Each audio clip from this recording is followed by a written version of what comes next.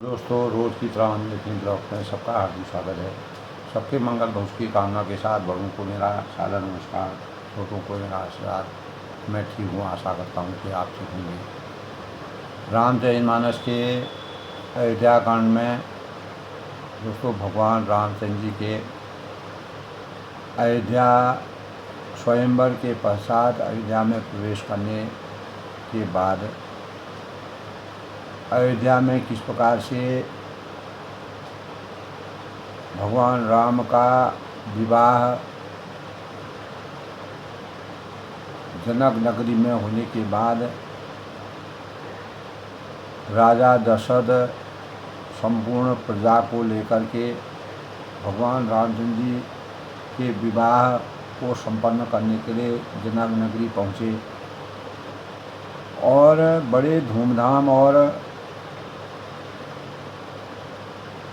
उल्लास के साथ शादी उनके शौर्य और जब भगवान शिव का धनुष ने तोड़ा तो भगवान रामचंद्र के शौर्य और प्रताप की महिमा चारों युगों में, चारों लोकों में, ब्रह्मांड में इस प्रकार से फैल गई तो सारे राजा और बड़े बड़े सन्यासी और राजा जो है आश्चर्यचकित हो गए।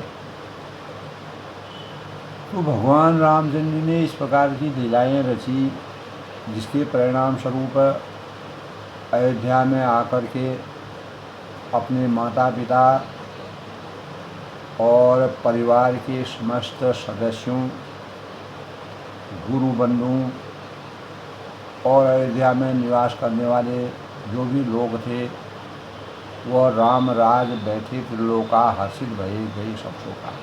भगवान राम जब माता जानकी को लेकर के अयोध्या में पदार्पण किया और उसके पश्चात अयोध्या का वातावरण किस प्रकार से परिवर्तन हुआ और धीरे धीरे समय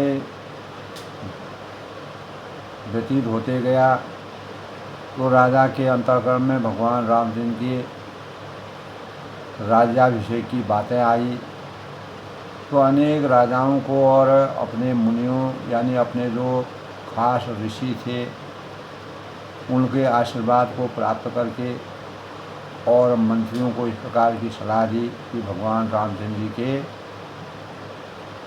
राज्याभिषेक की तैयारी का अवसर अब नज़दीक आ गया है क्योंकि राजा चौथे अवस्था में आ गए हैं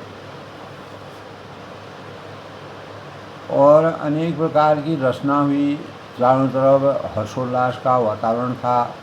अयोध्या में प्राकृतिक वातावरण इस प्रकार से परिवर्तित होता रहा। हर नगर नगर में, गली गली में सुंदर भावों से लोगों में अनेक सुखता के भावों का संचार होता था। हर प्राणी में, हर पशु में, हर पक्षी में, हर जानवर में, हर मनुष्य में, यहाँ तक कि प्रकृति ने भी अपना स्वरूप बदल करके भगवान रामचंद्र की आभा को इस प्रकार से परिवर्तित कर दिया।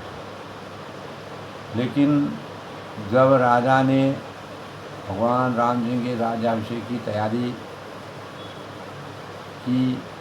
करने का आदेश दिया और अपने दास दासियों, नगरवासियों से भगवान रामचंद्र जी के राज्याभिषेक की तैयारी तो कोई भी कार्य होते हैं, शुभ कार्य होते हैं तो भगवान रामचंद्र जी ने कहा कि यद्यपि हम चारों भाई एक साथ जन्मे हैं, एक साथ हमारा सब कुछ हुआ है तो राज्याभिषेक केवल मुझे ही क्यों, यह जो है नीति संगत नहीं है। तो उनको समझाया गया, बुझाया गया और तब सभी भाइयों के समझाने बुझाने पर भगवान रामचंद्र ने राज्याभिषेक के लिए न हाँ कहा न ना कहा। तो इतने में ही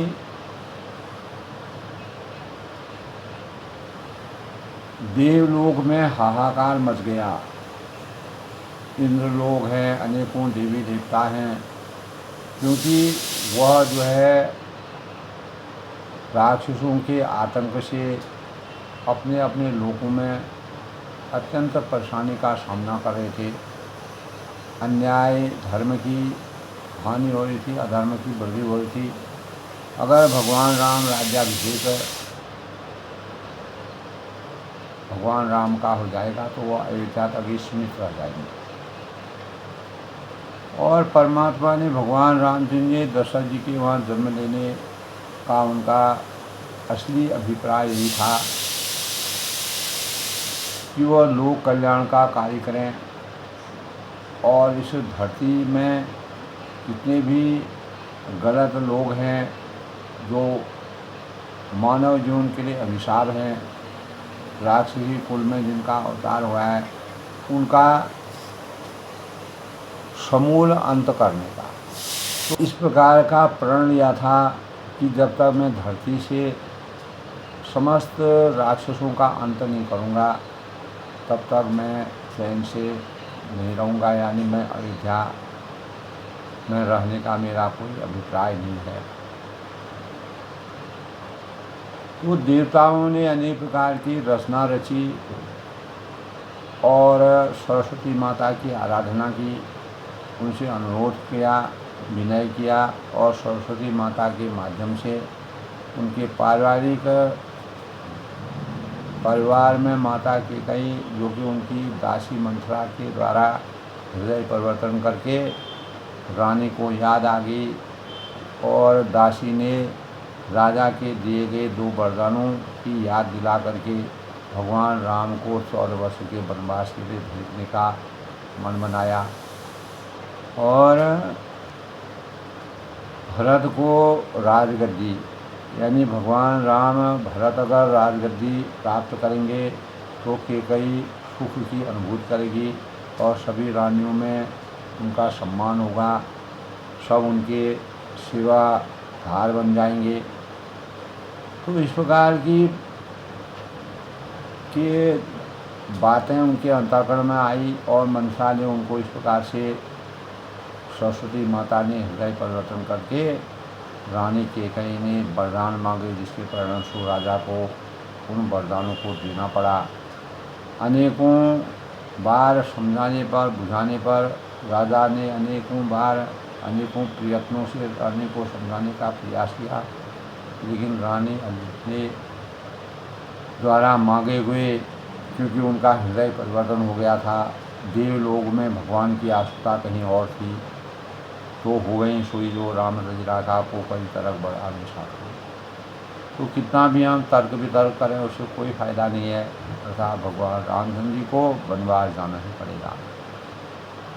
और कैकेयी ने भगवान राम को राजा को इस प्रकार से संकल्पित कर दिया और उनसे वरदान मांग करके भगवान राम जी को 14 साल का वनवास दे दिया। वन में जाने के बाद भगवान राम और भरत अपने ननिहाल में थे और भगवान राम जब अयोध्या से वन की तरफ जाते हैं तो राजा बहुत ही पुत्र शोक में, पुत्र विरह में बहुत ही व्याकुल हो जाते हैं, परेशान हो जाते हैं। रात दिन राम, लक्ष्मण और सीता तीनों वन को चले गए थे और जिसके परिणाम स्वरूप वन में जाने के बाद तमसा नदी के किनारे पर और गंगा तीर के किनारे पर प्रयागराज के दर्शन करने पर और भरद्वाज मुनि के सानिध्य में रहने पर और वाल्मीकि के दर्शन करने पर भगवान रामचंद्र जी को आगे का रास्ता केवट से उनका संवाद हुआ। केवट ने उनको गंगा पार करवाया, सुमंत जी उनके साथ थे और उसके परिणाम स्वरूप केवट जी का जीवन धन्य हो गया। उन्होंने उनके चरण स्पर्शों की रज का पान किया और धन्य होकर के अर्थ धर्म काम मोक्ष की प्राप्ति की। अनेकों लोग जो वन्य लोग थे, वनवासी थे, उनका जीवन भगवान राम जी को के दर्शन प्राप्त करके लोक कल्याण के कार्य करके भगवान आगे को बढ़ते गए। तब मंदाकिनी नदी के किनारे पर यानी तपस्विनी नदी के मंदाकिनी नदी के तपस्विनी मंदाकिनी नदी में तपस्विनी जगह तपस्विनी नदी के किनारे पर भगवान राम ने केवट और सुमंत्र के माध्यम से अपनी पर्णकुटी बनवाई और 2 पर्णकुटी उन्हें बनाई, क्योंकि उनको राजा और रानी का इस प्रकार का संदेश था कि वह वन में मुनि वेश में रहेंगे, बदकल वस्त्र पहनेंगे और सन्यासी जीवन यापन करेंगे, कंदमूल फलों का सेवन करेंगे और कोई भी किसी प्रकार का अन्य भोजन नहीं करेंगे, और जिस प्रकार सन्यासी अपना जीवन यापन करे वही उनका दैनिक जीवन रहेगा। तो भगवान राम ने अपने माता पिता के द्वारा दिए गए वरदान के अनुसार अपने कार्यों को उसी प्रकार से संपन्न कराया। तब सुमंत्र जी जो है अयोध्या वापस जाते हैं, केवट जी अपने दैनिक कार्य में लग जाते हैं। सुमंत्र जी जब अयोध्या में पहुंचते हैं तो और दशरथ जी ने उनको संदेश दिया था कि इनको लौटा के लाना, लेकिन भगवान राम अपने संकल्पों के प्रति प्रतिबद्ध थे और दशरथ राजा ने जो वरदान दिए थे, रघुकुल रीति सदा चली आई, प्राण जाए पर वचन जाए, कैकेयी के द्वारा मांगे गए वरदानों के लिए राजा एक ओर जहाँ पुत्र शोक में बहुत ही परेशान हो गए, विरह व्यथा में डूब गए, वहीं दूसरी ओर अपनी रानी के द्वारा दिए गए वरदानों के प्रति प्रतिबद्ध हो गए, मजबूर हो गए। तो सुमंत्र जी जब अयोध्या में पहुँचते हैं तो राजा उनसे पूछते हैं कि राम कहाँ है, लक्ष्मण कहाँ है, सीता कहाँ है। तो जब सुमंत्र जी पूरा विस्तार के साथ भगवान राम जी का संदेश उनको कहते हैं और हमारा किसी प्रकार का शोक मत करिए, माताओं से कहते हैं कि अपनी रक्षा करिए, अपने पिताजी की सेवा करिए, और गुरु बंधुओं को जो उनके कुल गुरु वशिष्ठ से उनसे कहा कि अगर पिता और माता हमारी याद स्फुट करते हैं तो आप उनके अनेक प्रकार के सत्संग संबंधी प्रेरणा के स्रोतों से उनके मन को बदलने का प्रयास करेगा। और इस प्रकार सुमंत्र के द्वारा भी उनको राजा को बहुत प्रकार से समझाया। जब राजा किसी प्रकार से भी लगातार उनकी दशा खराब होते गई, वह विरह में व्याकुल हो गए। भगवान रामचंद्र जी को 14 वर्ष तक वन में रहना है, यह रघुकुल की रीति के अनुसार वह कदापि किसी भी हालत में उससे पहले नहीं आएंगे। तो राजा चौथे पद में थे, उन्होंने कहा कि अब यह प्राण जो है मेरे रहना बेकार है, इन प्राणों को रहने से मेरा कोई भी अस्तित्व नहीं रह गया और इसको अब निकलना चाहिए। कौशल्या जी को के अंतःकरण में रघुकुल की दीपक यानी सूर्यकुल के दीपक सूर्य का अस्त होना तय है, ऐसी बातें विचर रही थी। और राजा हा राम हा लक्ष्मण हा सीता कर के पुकार रहे थे, धरती पर गिर रहे थे और चेतनाहीन हो गए थे, अचेत अवस्था में पड़ गए थे। तब रानी कौशल्या ने राजा के इस प्रकार के स्वरूप को देख करके उन्हें दया आई और उन्हें सेवा की। राजा से कहा कि राम फिर लौटेंगे, आप धीरता के धीर बुद्धि के हैं, धैर्यशाली हैं, हमेशा आपने परमार्थ किया है। तब राजा को ऐसे अवसर पर जब कैसे भी उनकी व्यथा दूर नहीं होती है, एक क्षण उनको चेतना आती है। चेतना आते आते तब वह सोचते हैं। तो उनको एक बार जब वह शिकार करने वन में गए थे तो वन में स्वर्ण कुमार अपने अंधे माता पिता को यानी अनेकों तपस्या करने के लिए और 4 धाम यात्रा के लिए निकले हुए थे। तो राजा ने शिकार करते करते जाने अनजाने उनको पता नहीं था कि श्रवण कुमार जा रहे हैं। तो एक जगह पर राजा ने तीर मार करके जानवर समझ करके वहाँ पर तीर मारा, तो वह तीर श्रवण कुमार के पैरों पर लगा, वो घायल हो गया। तब अंधे माता पिता कहाँ जाएं, अपने कंधे पर दोनों को तराजू जैसा बना करके वह यानी तीर्थ धाम करने के लिए ले जा रहे थे। तब उनके पिताजी ने कहा, जो भी जिसने भी यह बाण मारा है और जिस प्रकार इस अवस्था में हमको वैराग्य हुआ है, हमको परेशानी हुई है, उसी प्रकार वह भी हमेशा अपने पुत्र वियोग में परेशान रहेंगे। तो श्रापित हो गए थे। तो दशरथ राजा श्रापित होने से उनको उस समय उसकी याद आती है। जब इंसान कष्टों से घिर जाता है तो उसको अपने किए हुए कोई भी कार्य होते हैं उनकी याद आती है। इसी परिणाम से भगवान राम की यही मर्यादा है, तो दशरथ जी को याद आती है, पश्चाताप करते हैं और अपने माथे को पीटते हैं और हा राम हा लक्ष्मण करके जब केकई के द्वारा भी उनको केकई के द्वारा दिए गए वरदानों को पूर्ण निष्ठा के साथ उन्होंने निभाने का प्रयास किया।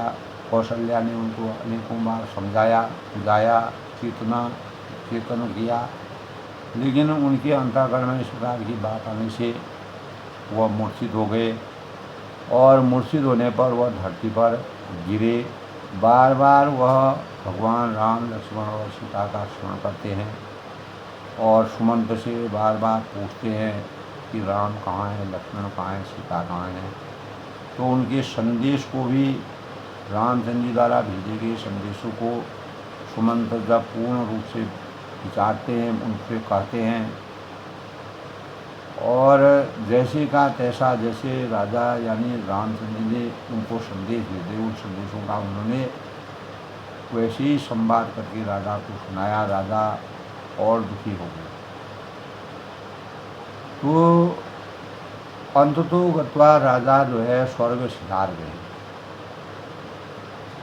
तो अपने पुत्र वियोग के शोक में राजा ने कहा कि धर्म अर्थ काम मोक्ष की प्राप्ति मुझे हो गई है और अब मुझे राम साक्षात ऊपर जो दिखने थे देख के अब 100 साल तक मैं जीवित नहीं रह पाऊँगा, इसलिए मेरा जीना अब बेकार है, व्यर्थ है, निस्सार है, निरर्थक है। इसलिए मुझे अपने प्राणों को त्याग देना चाहिए ताकि मुझे किसी प्रकार के और कष्टों का भय न हो और मैं सताए न हो। तो अब वशिष्ठ जी जो गुरु थे उन्होंने अनेक प्रकार के इतिहास की रचना करके, इतिहास बना करके, इतिहास वासांसी दिनानि यथा व्यायो नवानि शराणि नवानि देहि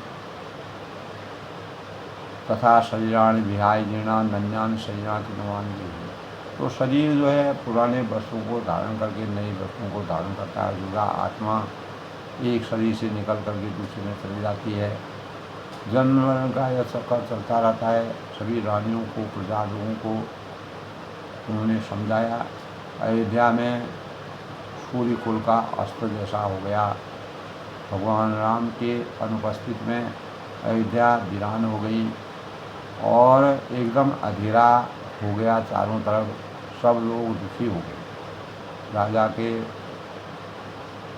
मृत्यु हो जाने के पश्चात तब वशिष्ठ जी ने अपने दूतों को भेज करके भरत जी को तुरंत बुलाने के लिए दूत भेजे और भरत जी जैसे ही दूत वहाँ पहुँचते हैं, ननिहाल में वह थे, तो वहाँ से भरत जी अपने घोड़े रथ कर करके बड़ी वेग से, बड़ी तुरंत जैसे जल्दी हो सके, वह वशिष्ठ ने उनको केवल बुलाने के लिए कहा था। तो वह अयोध्या पहुँचे। तो अयोध्या के परिवेश को देख करके उन्होंने देखा चारों ओर सन्नाटा था, अशांति थी, कोई किसी से बात नहीं कर रहा था और अनेक प्रकार के अपशगुन उनको दिखाई देने लगे। कहीं कौवे काँव काँव कर रहे थे, कहीं सियार जो है बोल रहे थे, कोई अपशगुन के लक्षण जो है उनको दिखाई दे अयोध्या में।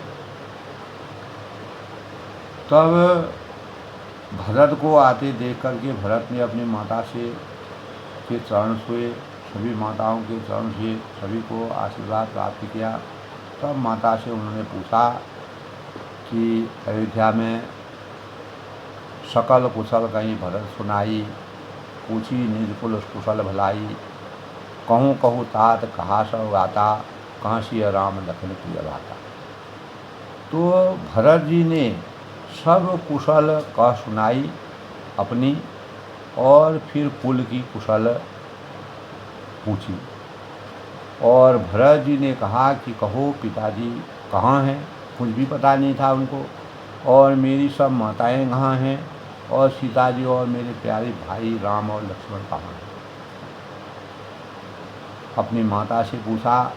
ज्यों ही उनके द्वारा ऐसा पूछने पर पुत्र के स्नेहमय वचन सुनकर नेत्रों में कपट का जल भरकर केकई के द्वारा जो वरदान दिए गए थे, तो केकई ने भरत के कानों में वन में शूल के समान, जो मन में जो शूल के समान चुभने वाली बातें कहीं, और उन्होंने कैसे भरत जी से, यानी वह माया के वशीभूत होकर भरत जी को राज्याभिषेक देने का, जबकि भरत जी का चरित्र कुछ और था, त्याग था, समर्पण था, भ्रातृत्व प्रेम था, लेकिन केकई अपने पुत्र को ही नहीं समझ पाई।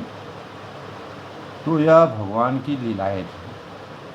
तो स्नेहमय वचन सुनकर नेत्रों में कपट का जल भरकर पापनी केकई भरत के कानों की ओर मन में शूल के समान चुभने वाली वचन बोली। क्या वचन बोली, इससे पहले दोस्तों आज के शुभ पंचांग की समीक्षा करते हैं।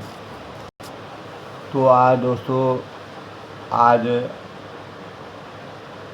यानी 17 जून 2025 आषाढ़ माह की कृष्ण पक्ष की षष्ठी तिथि 2:46 तक, उसके बाद सप्तमी तिथि का शुभारंभ होगा। मंगलवार का दिन है, मंगल भवन अमंगलहारी, और विक्रम संवत 2082 शक संवत 1947 सिद्धार्थी नाम संवत्सर ग्रीष्म ऋतु सूर्य उत्तरायण में सद्विशा नक्षत्र 1:01 तक, बाद में पूर्व भाद्रपद नक्षत्र का शुभारंभ हो जाएगा। सूर्य आज मिथुन राशि में प्रवेश करेंगे। संक्रांति का संयोग है आज। विषकुंभ योग आज है दोस्तों 9:34 तक प्रातः, बाद में प्रीति योग, और कर्ण वाणिज्य 2:47, बाद में दृष्टि 2:14, बाद में बप। तो चंद्रमा आज मकर राशि में 1:10 तक रहेंगे। आज दोस्तों पूर्व दिशा सूझ, पूर्व दिशा में जाना वर्जित माना गया है, परहेज करना चाहिए। अगर किसी को ज़रूरी काम से जाना है, यात्रा करनी ज़रूरी है, तो सफ़ेद तिल खा करके जाना चाहिए। हल्का 2-4 दाने तिल के खा के जाना चाहिए, तब यात्रा करनी चाहिए। तो उससे अनिष्ट कट जाते हैं। और आज के शुभ मुहूर्त की बात करें तो अभिजीत मुहूर्त, जिसमें हम कोई भी कार्य कर सकते हैं 12 बजे से 12:54 तक। अमृतकाल 5:53 से 7:38 तक। ब्रह्म मुहूर्त आज दोस्तों 4:03 से 4:43 तक। और राहु काल, जिस दौरान हमें किसी भी शुभ कार्य को करना वर्जित है, 3:52 से 5:36 तक। अपराह्न यानी सायंकाल में। सूर्य उदय आज 5:23 पर होंगे, सूर्यास्त 7:31। इस प्रकार आज के शुभ पंचांग का संयोग है। जैसे कि दोस्तों हम जानते हैं मंगल का दिन है आज। मंगलवार का दिन हनुमान जी का प्रिय दिन माना जाता है। भगवान राम और हनुमान जी का मिलन मंगलवार को ही हुआ था ब्राह्मण के वेश में। जब सीता जी की खोज में भगवान राम जंगल में इधर उधर विचरण कर रहे थे, तब हनुमान जी उनको दिखे। हनुमान जी ने सुग्रीव से उनसे मित्रता करवाई और सीता जी की खोज में सब इधर उधर गए। तब से भगवान राम के हनुमान जो है दूत हो गए। इसीलिए मंगलवार को हनुमान जी की पूजा की जाती है। ख़ास तौर से ज्येष्ठ, इससे पहले महीने ज्येष्ठ मास में मंगलवार के दिन बहुत ही पवित्र माने जाते हैं। मंगलवार की प्रकृति उग्र होती है। यह दिन हनुमान जी का दिन है। मंगल भवन मंगलहारी उमा सहित जगतगुरारी दीन दयाल विष्णुमारी हरो। और हनुमान चालीसा का पाठ करना। श्री गुरु चरण सरोज और निजर वर्णो रघुवर विमल सौ जो दाय प्रसार बुद्धिहीन रंजन की सुमिरो पवन कुमार बल बुद्धि विद्या दे हुई परम कलेश प्रकार। जय हनुमान ज्ञान गुण सागर जय कपीश तिम लोग यार राम दूत अतुलित बल रामा अंजनी पुत्र पवन सुनाम। इस प्रकार हनुमान चालीसा पूरा स्मरण रहना चाहिए। अष्ट सिद्धि नौ के दाता असवानी जानी माता राम रसायन तुम्हें पाशा सदा रहू रघुपति की राशा। तो 40 चौपाइयों की यह हनुमान चालीसा है। इस दिन सुंदरकांड का पाठ करना भी, रामचरितमानस का पाठ करना, भगवान रामचंद्र का स्मरण करना। हनुमान जी को भगवान रामचंद्र ने अपने दूत के रूप में स्वीकारा था। इस दिन खास तौर से भगवान हनुमान जी का उपवास रखना चाहिए और मंगल ग्रह को मजबूत करने के लिए हनुमान जी का स्मरण और हनुमान जी की विधि विधान के साथ पूजा करना शुभ माना जाता है। ब्रह्मचर्य का यह दिन और शक्ति के संचार का, और इस दिन हनुमान जी की पूजा अर्चना, हनुमान चालीसा का पाठ करना, सुंदरकांड का पाठ करना शुभ का द्योतक माना गया है। हनुमान जी को खुश करने के लिए हनुमान जी को की उपासना करनी चाहिए। हनुमान जी को बेसन के लड्डू का भोग लगाना चाहिए। जो हमारे जीवन में कुशलता और मंगलकारी जीवन की कामना के रूप में हनुमान जी का पूजन किया जाता है।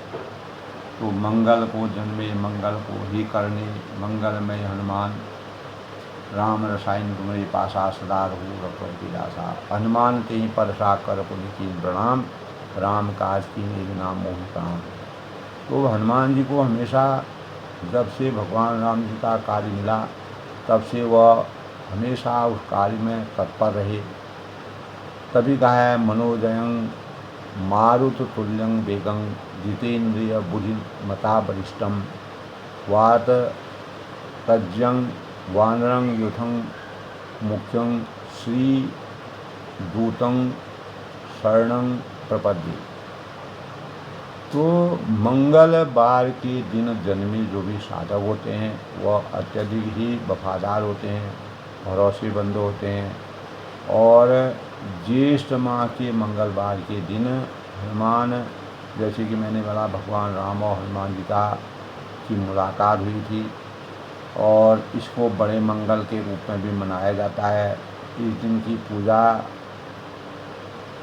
से अनेक प्रकार के कष्टों से हमें निवारण होता है। इस दिन उपवास रखने से सेवा, तरक्की और बल और साहस को बढ़ावा मिलता है।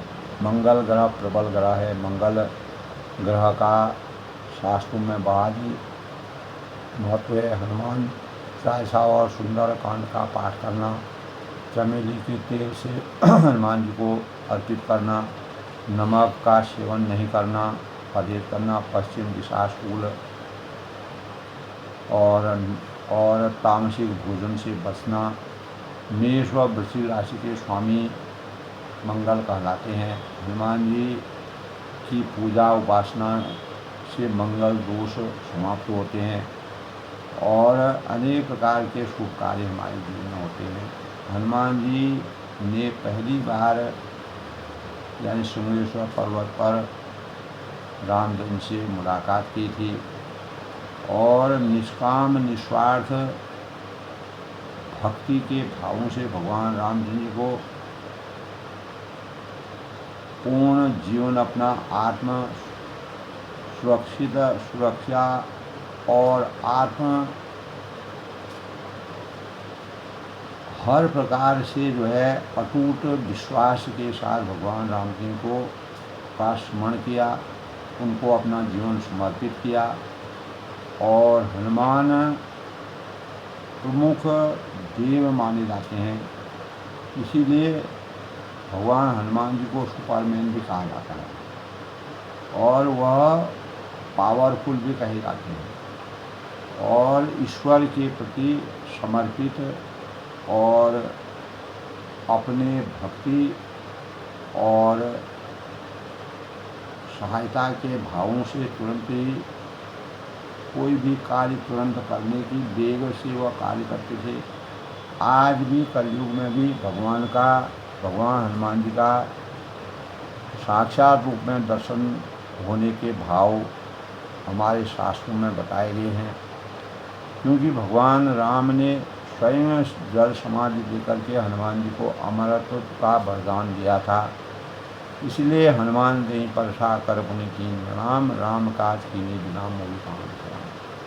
जब तक इस सृष्टि में सृष्टि रहेगी तब तक हनुमान जी रहेंगे, ऐसा हमारे शास्त्रों में बताया। तो दोस्तों, कैकेयी ने जहाँ पुत्र मोह के कारण भरत जी को राज्याभिषेक देने के लिए राजा को जीवन हानि राजा की हुई और अपने सुख के लिए जो भाव प्रकट किए उसका उल्टा हुआ, विपरीत प्रभाव हुआ, तब वह बड़ी चतुराई के साथ जब अपने पुत्र को बताती हैं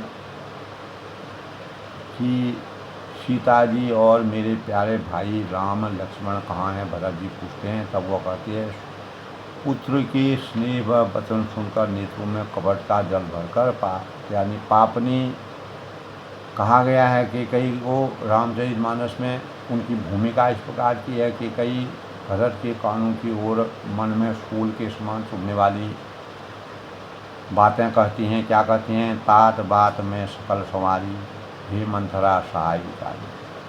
तब वह कहते हैं, ही तात मैंने सारी बात बना ली थी, बेचारी मंथरा सहायक हुई मेरे कार्य में। और पर एक तरफ राजा स्वर्गलोक को सिधार गए हैं, रामचंद्र जी बन गए हैं और कैकेयी को अपने राज्य की हो रही है। और यही चतुराई जो है मानव जीवन को कितना कष्ट देती है, कितना पश्चाताप करना पड़ता है, यह भाव जो है रामचरितमानस में तुलसीदास ने वर्णन किया है। पर विधाता ने बीच में ही जरा सा काम बिगाड़ दिया, वह यह सब राजा देवलोक को पधार गए। अब भरत जी को जब ये बात पता चलती है तो वह कहते हैं, सुनत भरत भय विवश विषादा, जनु सहमेव जनु केसरी नावा। भरत जी यह सुनते ही विषाद के मारे विवश हो गए, बेहाल हो गए कि ये क्या हो गया। और जनु समरेव करे के हरिनादा, मानो सिंह की गर्जना सुनकर हाथी साम गया है। ऐसा परिवेश कैकेयी की बातों से उनको ऐसा एहसास हुआ। तात तात हा तात पुकारी। तब भरत जी ने तात यानी पिता पिता करके हा तात करके पुकारते हुए अत्यंत व्याकुल होकर जमीन पर वह गिर गए, मूर्छित हो गए। चलत न देखकर पाऊँ तो ही, और विलाप करने लगी कि हे तात, मैं आपको स्वर्ग के लिए तात में राम ही सौंप ही मोड़ी, स्वर्ग के लिए चलते समय देख न सका। हर एक आदमी को अपने जीवन में इस प्रकार का पछतावा होता है, जो अपने माता पिता से विलग रहता है, अलग रहता है। प्राण जाते समय हर एक की इच्छा होती है कि हम दर्शन करें। आज भी दोस्तों उसी प्रकार की रीति रिवाज, परंपरा, संस्कार हमारे जीवन में है। बहुत धीर धैर्य उठे संवारी।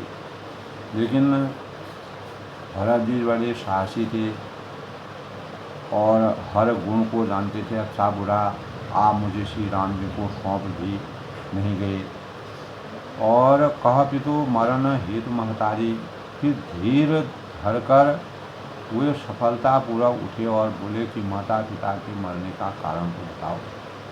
आखिर दशरथ जी पिताजी का स्वर्गवास किस कारण हुआ, इसका कोई न कोई रहस्य होगा, उसको बताओ। सुनि सुत वचन कहत केकई। तब केकई, जिनके अंतःकरण में क्रोध भरा था और पाप भरा था, विष भरा था, तो वह कहती हैं, मरम पाछ जन मार देही, आदि हूँ तें सब आपने करनी, कुटिल कठोर मुदित मन बरनी। तब केकई कहते हैं कि पुत्र का वचन सुनकर केकई ने कहने लगी, क्या कहती हैं, मानो मर्म स्थान को पास कर, यानी चाकू से चीर कर, जहाँ पर दर्द हो रहा है उसमें जहर भर रही, ऐसे शब्द उन्होंने कहे। और कुटिल और कठोर केकई ने अपनी सब करनी शुरू कर दी, कहनी सुनाई, और आखिर तक बड़े प्रसन्न मन से सुना रही है कि मैंने तुम्हारे को राजगद्दी दे दी और रामचंद्र को वनवास दे दिया, उस सुख का भोग तुम करो। भरत ही बिसरे हूँ पितु मरनो, नर राम बन गौन। जब भरत जी को यह पता चला कि पिताजी का स्वर्गवास हो गया और राम वन चले गए हैं, तब रामचंद्र जी का वन जाना सुनकर भरत जी को पिता का मरण भूल गए और हृदय में इस सारे अनर्थ का कारण अपने को ही जानकर हुए मौन होकर, स्तब्ध होकर, किन कर्तव्य पूर्ण होकर स्तंभित रह गए, चुपचाप रह गए, अर्थात उनकी बोली बंद हो गई और वे सन्न रह गए। कुछ भी कहने को उनको नहीं आया। और विकल विलोक सुतई समझावही, मनऊ जरे पर लोन लगाओ। तब पुत्र को व्याकुल देखकर केकई समझाने लगी। क्या समझाती हैं, मानो कि जले पर नमक लगा रहे, मनऊ जरे पर लोन लगाओ, लोन माने नमक लगाओ। और तात राव नहीं सोचे लोग, वह बोली कि हे तात, राजा सोच करके योगी नहीं है, राजा सोच करने योगी नहीं है। उन्होंने पुण्य और यश कमाकर उसका पर्याप्त योग भोग किया है, चौथी अवस्था में उनकी मृत्यु हुई है, तो इसमें ज़्यादा उनके बारे में सोच विचार करने की आवश्यकता नहीं है।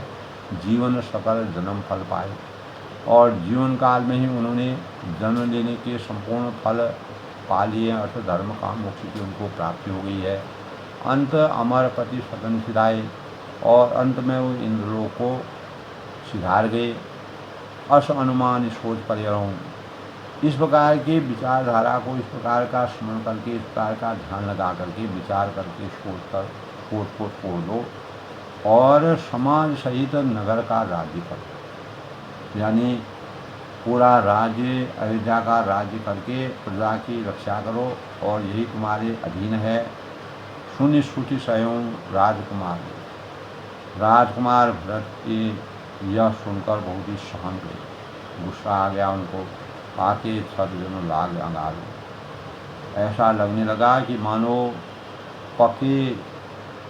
पके घाव पर अंगार छू दिया हो, घाव पर किसने जलते हुए अंगार को डाल दिया हो।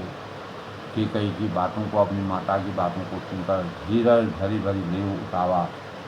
उन्होंने धीरज धरकर बड़ी लंबी सांसें ली और कहा कि पाप ने सबई भांति कुलवासा।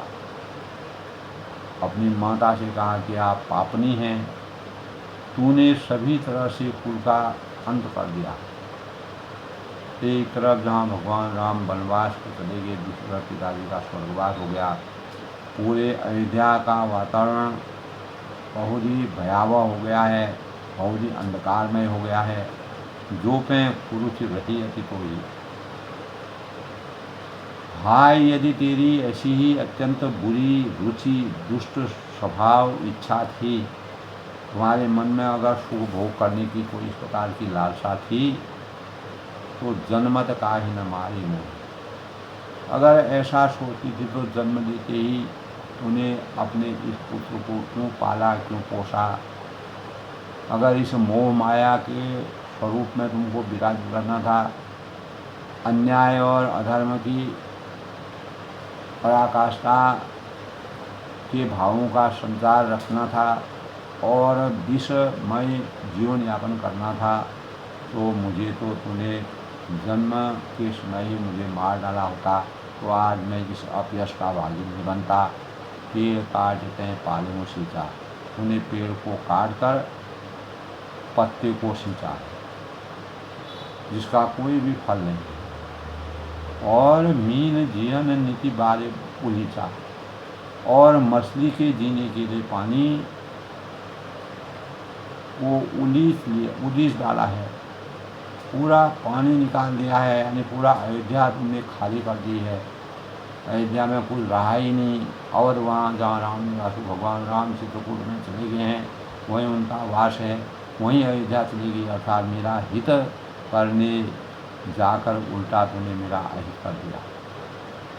तो हित अहित की बातें सोच करके, स्वार्थ भाव की बातों को और भौतिक सुख की आशंकाओं के लिए तुमने मेरे हित को सुन करके मेरा हमेशा के लिए मरण कर दिया, हमेशा के लिए मेरा जीवन दूषित कर दिया, मेरा अहित कर दिया। यह मुझे कतई भी स्वीकार नहीं। यह धर्म की और रघुवंश की रीति के खिलाफ है, नीति के खिलाफ है, मर्यादा के खिलाफ है। हंस वंश दशरथ नकुल राम लखन से भाई, और जननी तू जननी भई विदिशन कथन बसाए। तब वह कहते हैं, अंतरात्मा की बातों को कहते हैं कि मुझे सूर्य वंश का सा वंश प्राप्त हुआ। इतने वंश में पैदा होने के लिए महान पुण्य कर्म जो करता है उसी को ऐसा वंश प्राप्त होता है। दशरथ जी सरी के पिता की प्राप्ति हुई और राम लक्ष्मण जैसे भाई मुझे मिले। पर हे जननी, हे माता, मुझे जन्म देने वाली माता तू हुई, यह बड़ा अनर्थ हुआ। क्या किया जाए, विधाता से कुछ भी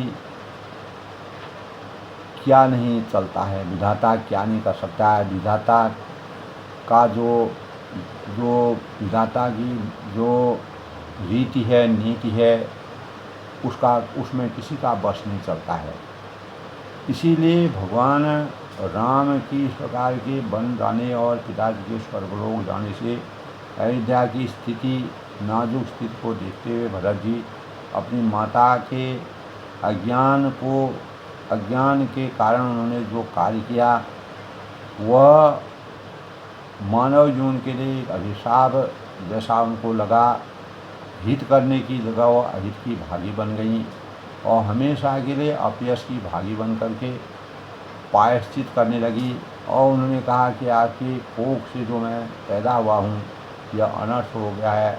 अगर मैं जिस दिन आपने पैदा किया उस दिन मुझे मार दिया होता तो मैं आज इस अपयश का भागी नहीं बनता। तो इस प्रकार दोस्तों कैकेयी के द्वारा किए गए देवताओं के द्वारा जो हृदय परिवर्तन किया गया उसकी अपयश की भागी यद्यपि कैकेयी बनी।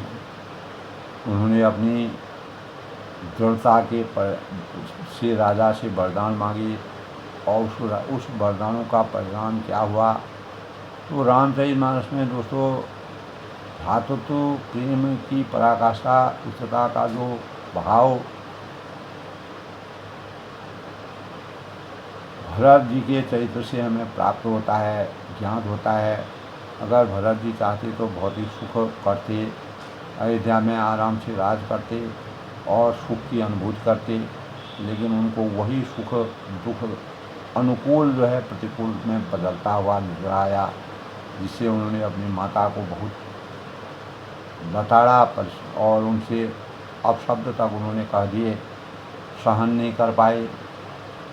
तो आज के प्रसंग में दोस्तों अपनी वाणी को विराम देते हुए भरत और कैकेयी माता के बीच में किस प्रकार का संवाद होता है यह शुरुआत है।